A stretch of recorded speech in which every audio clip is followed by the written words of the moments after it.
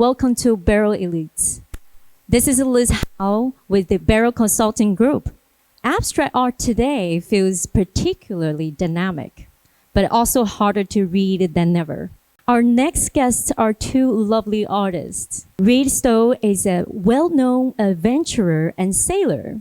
He also possesses the world record for the longest continuous voyage, 1,152 days at sea. Maxine Hoover explores the fluid relationship between the physical world and spirituality. She also serves in investor relations at the BERYL Consulting Group. Please welcome Reid and Maxine. Both of you approach abstraction differently. How do you each define what abstraction means today? So let's get started with Reid. I know that there's a lot of artists right now doing abstract work, and it is the popular thing now. They're doing every kind of abstract work. And there was different movements in the past. Neo-Geo, they do geometric abstractions, or Neo-Expressionism came in, Neo-Expressionist abstractions. But my work is unique, as unique as my life is. I actually have been painting all my life, and I made my first abstracts when I was 12 years old because I had a Picasso book. So I was copying Picasso, but putting my own life into it. So even now, the work that I do is abstract or semi-abstract, or the abstraction of figures. Sometimes it's just colors and patterns, but those patterns tell a lot of stories. And if you look closely, they'll take you into the painting and you'll get some sort of abstract story, a depth or a dimension or a feeling or a texture. And so that's the kind of abstract work that I'm doing now. Thank you so much for having me, Liz. For me, abstraction is more of a state rather than a style. Obviously, my work is a bit more figurative, although I have incorporated some abstract elements into some of my canvas work. But my work, particularly my work on sale, touches upon the state of abstraction, figures actually transcending out of the body and then going right into traveling into that inner soul.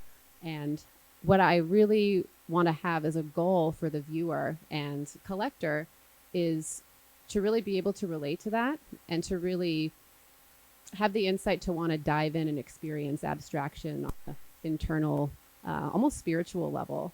So it's not abstraction in the stylistic, painterly sense as much as it is in a figurative, representational sense, going outside of the body and feeling abstraction from the inside. Thank you. How important is physical materials versus conceptual ideas in your work?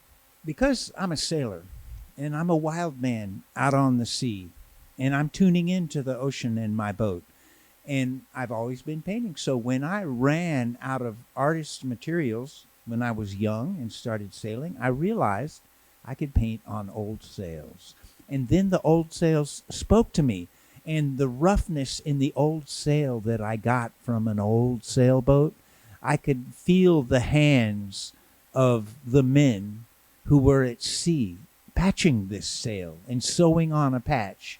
And different men had different styles. And sometimes they were in a hurry. They made big stitches. And sometimes someone made a very careful stitched patch. So my paintings have those feelings in them. And it happened in a natural sort of way. So I didn't think about it at all. It wasn't intellectual.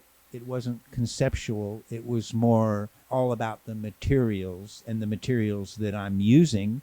And when I paint on sails that were on the longest sea voyage in history, and I know those sails have a lot of very special vibes in them, and they're historic.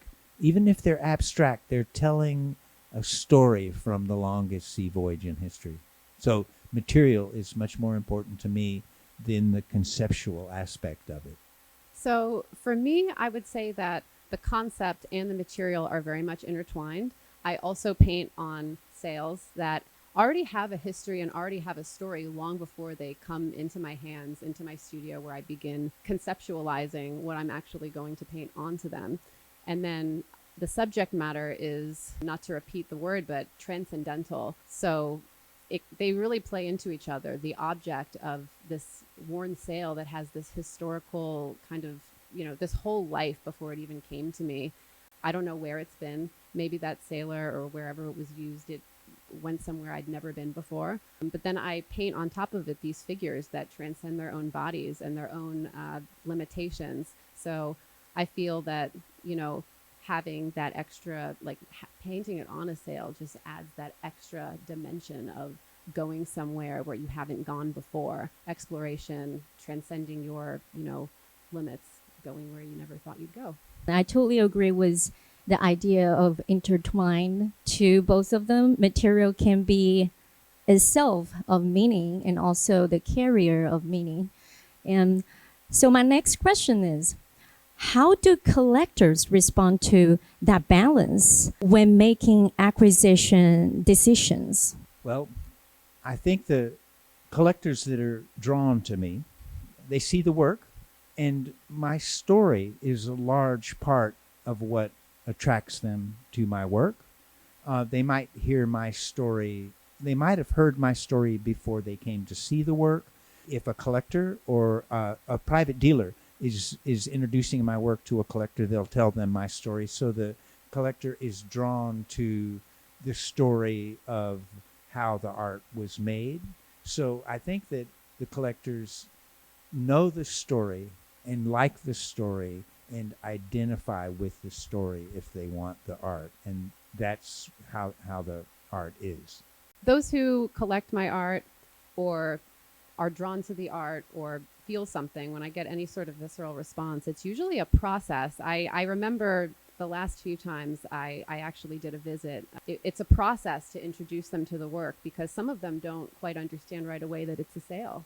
It's a whole process, and then they realize, oh, wait, what is this? And then learning about this material, and then it kind of uncovers this whole story of why I paint on the sales, where I've been with the sales, and why I paint these transcending figures on them. It's really kind of this uncovering process that really makes the collector fall in love with it and really identify. I think the collector will ultimately identify with this concept, why I paint these figures on sales, where the sales come from, and the importance of putting those two together, the cultural and historical importance of that. Ultimately, they'll relate to it. They'll see themselves in it. It's depicting something that they would like to do, they wish they could do, or they could see themselves doing in the future. Thank you. And from what I just heard, so they can actually purchase both ways by concept itself. So like Maxine just said, they can start to learn and dig in more knowledge from it and start to see themselves inside of it. Yeah, that will work. And also what Reid just said, they are more curious about your personal experience and your story. So it works both ways, and both fascinating to me. And let me shift from collectors to audiences more broadly. And the next question is, do you think abstraction still challenges audiences, or has it become more accessible? On the broader terms, yes, abstraction is still challenging audiences in a broad way. And as I said, every type of abstraction is being done now. There's not one style that has come out that's new, that you see mostly. Now you can see every kind of abstraction. And I think that a lot of artists study and go to school and read art history, so they're all trying to find a way to grow upon what they've seen and what they've studied. So you see a lot of art that is challenging to the audience and to people. And I say with my art, when you look at it, it will take you to the depth of your perception. You can keep looking at the art and you're going to see more things and different things, and you can keep looking at it and it will keep taking you to a new place. I had one famous art critic who came to do an interview with me, but I only wanted him to look at one painting. And at the end of 2.5 hours, he said, I could never sit in front of one painting for for 2.5 hours if it wasn't great. So that means that the abstraction in the painting was constantly challenging him to see more. I also agree that abstraction will always, there are always going to be new ways that artists will come up with new ways of abstraction, new ways of challenging the viewer, new ways of pushing their own artistic boundaries. My work demands something from the viewer to almost participate in the viewing, to be able to see themselves in that situation. It's like this evolution process. That's what I paint. So I feel that my work kind of demands that from the viewer. And I think that's a really cool way that abstract work can be challenging, when it actually demands kind of that participation, opportunity to kind of look further than you might look. I really like that. The way Maxine just explained, it feels like there's more ways to explore the abstraction art itself by just looking at closer, or just step back a little bit, and or just spend a longer time, 2 hours, 2.5 hours. So challenges as durations rather than comprehension sometimes. And to what also Reid said, yes, it keeps challenging our audiences right now, because the deep abstraction, the kind that doesn't really resolve into a landscape or a figure, that still challenges people, for my understanding. Because when I expose myself to some artwork that I can actually easily scroll on and see it on my phone or landscapes onto all the buildings out there, I do think I can appreciate it. But if it's just conceptual, it's a little bit hard. But guess what?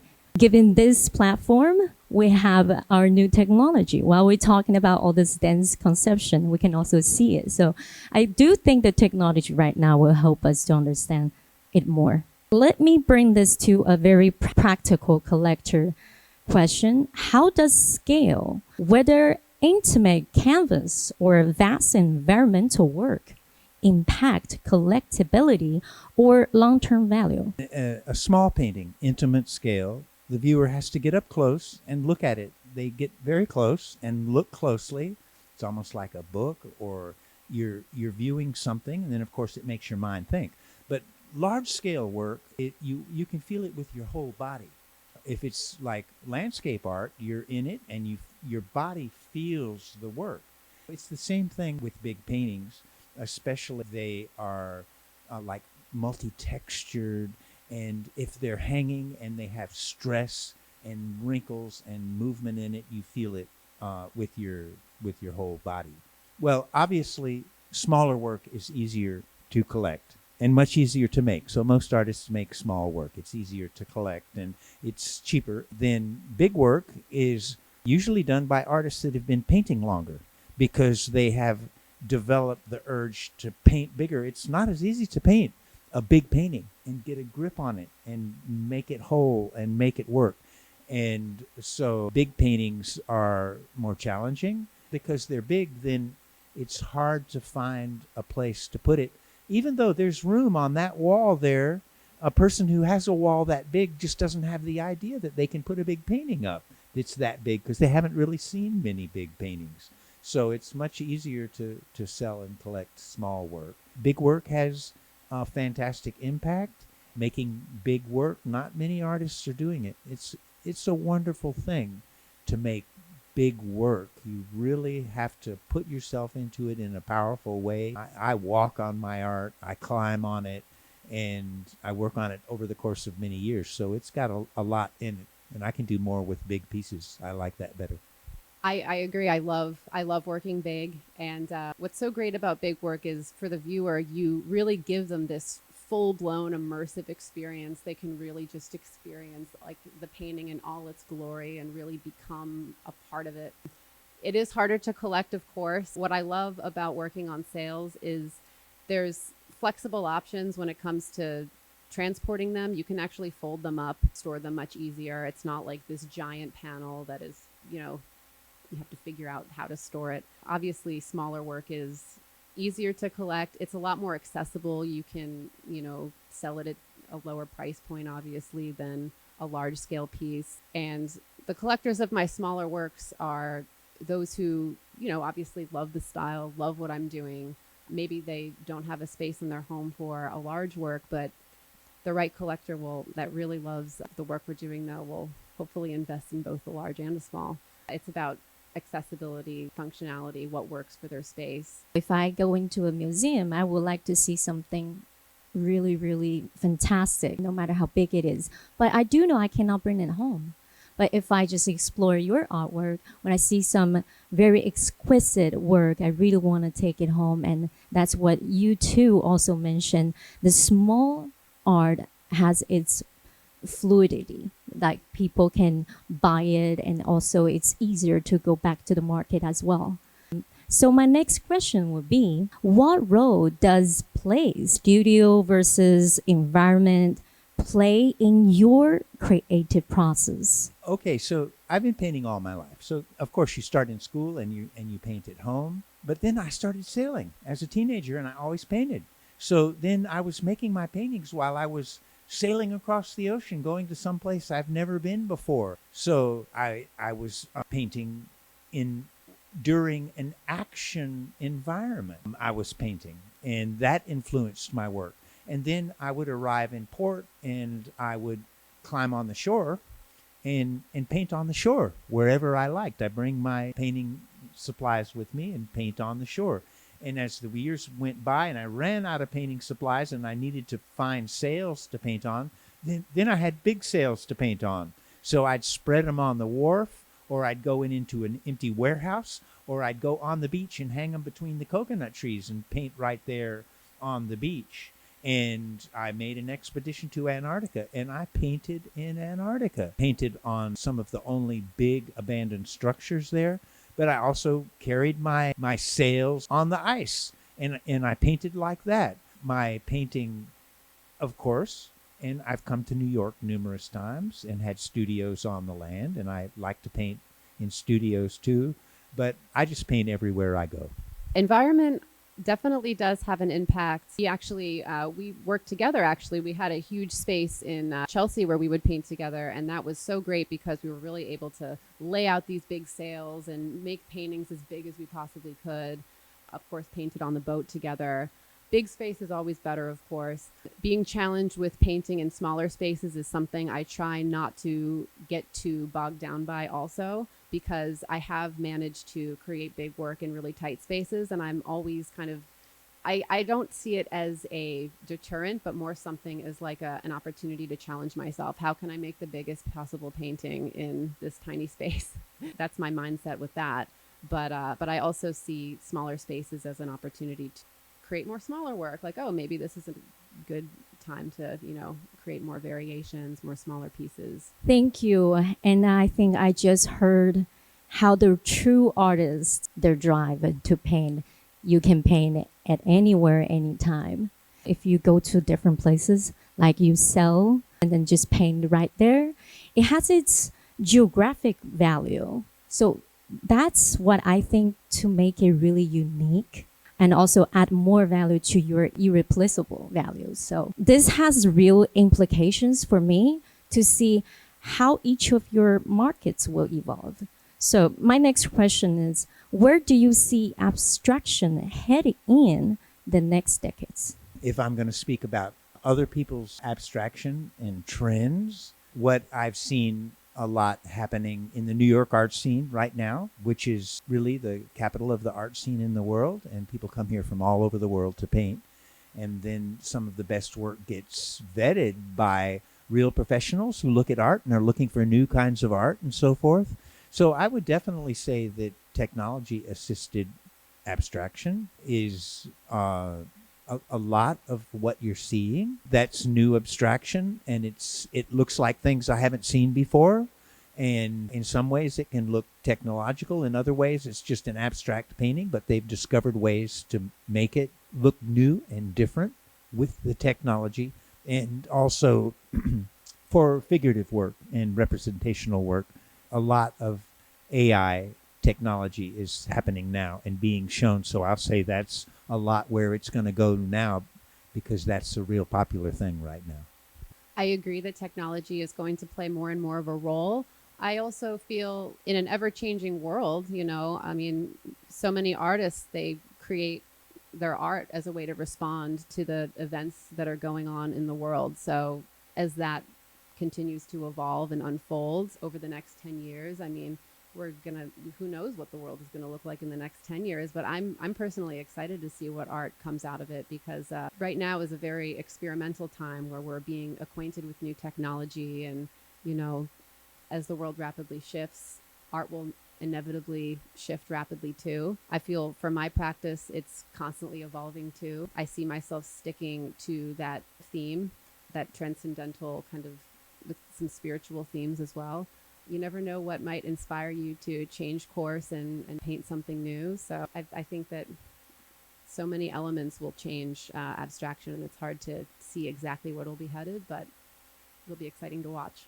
Thank you. And my last question is, what should collectors or investors be paying attention to as the field itself evolves? As we mentioned, the AI and the future will change. I think that they should pay attention to what they like, because like I said, there's a lot of big choices out there, and it's what they like, and they can like any style of art, whether it's abstract or figurative, whether it's AI assisted.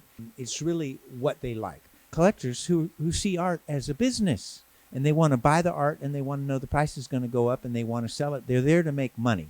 So that's a different thing. Then they would look for the trends, and they'd look for the galleries that are showing certain things, and they'd read about it, and they'd research about it, and they'd watch the auction market, and then they would know what art they could buy that would go up in price. There's a lot of collectors driving the market like that. But then everyone likes to say, buy what you like. You're buying it because you like it, not for an investment. But there is a big investment mindset that's moving art. So I'm sure that there's collectors that have their eye for art, and when they see something that they think is new, that they like a lot, then they would buy that. So I can't really imagine myself giving a collector advice about what to buy, except really what you like. It's an interesting question. I mentioned in the last answer, our world is ever changing, but I think when it comes down to collecting, there are a lot of core elements that will probably that I would imagine would stay the same over the next 10 years. I think as technology ramps up, I'm already starting to see a pullback a bit, more of a push towards authenticity.